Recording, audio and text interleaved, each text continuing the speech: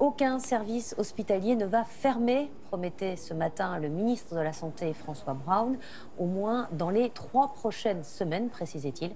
Pourtant, 2 maternités ont déjà cessé leur activité faute de médecins, car à partir d'aujourd'hui, le tarif des gardes des intérimaires est plafonné. Certains hôpitaux ont appris à se passer d'eux, toutefois, en organisant les services et les gardes différemment. Anne Guéry, David Fossard. Coup de pression des médecins intérimaires. Dès aujourd'hui, la loi interdit de les rémunérer plus de 1 390 € pour une garde de 24 heures. Ils menacent de ne plus travailler et donc de bloquer certains services. Les titulaires ne vont pas pouvoir tenir, les patients vont souffrir.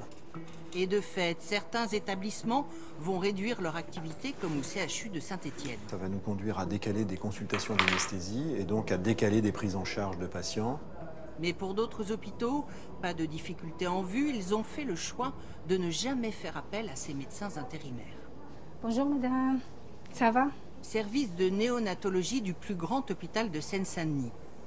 Noémia Mioubi est pédiatre ici depuis 2 ans, spécialiste de grands prématurés, et l'hôpital public pour elle. C'est une deuxième maison pour moi. C'est bien d'être dans un même hôpital où tu connais les enfants, tu connais ce que tu as fait hier, tu le complètes aujourd'hui. C'est vraiment une continuité de soi. Et cela semble compenser une rémunération loin de celle des intérimaires.